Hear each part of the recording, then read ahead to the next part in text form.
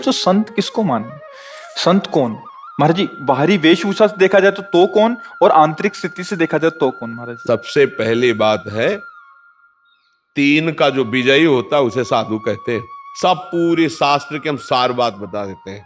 जो शास्त्रीय भाषा में कहते हैं पुत्रैषणा, वित्तैषणा और लोकैषणा, और शाब्दिक भाषा में कहते हैं कंचन, कामिनी और कीर्ति।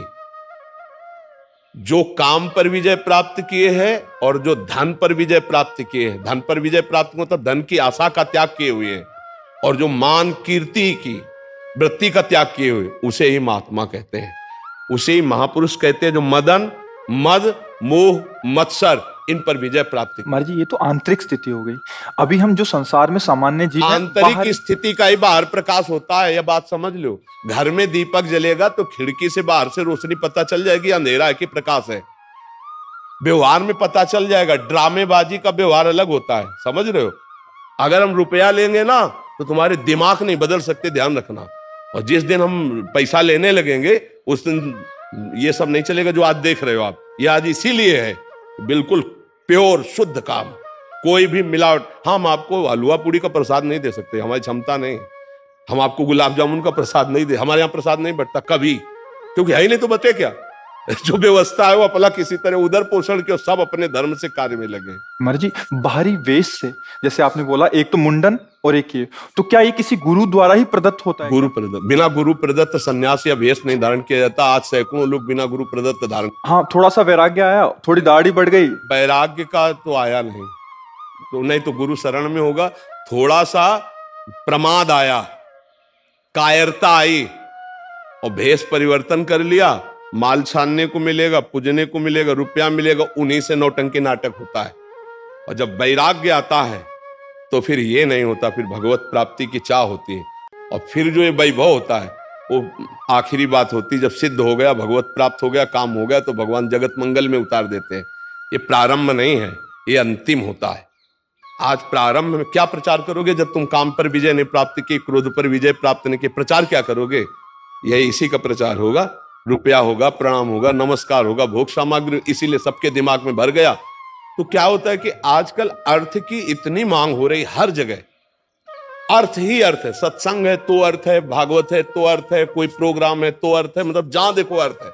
और अर्थ से भोग सामग्री, भोग सामग्री का भोक्ता वो कभी ज्ञानी नहीं हो सकता, वो कभी भगवान का प्रेमी नहीं हो सकता, वो कभी सच्चाई से नहीं चल सकता, जहां अर्थ की प्रधानता है।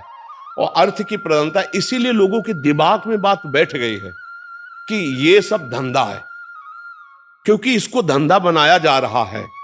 तो इसीलिए लोगों को ये लगता है कि ये सब फ्रॉडगिरी है। ये सब नहीं, भरोसो दृढ़ इन चरणन के रो।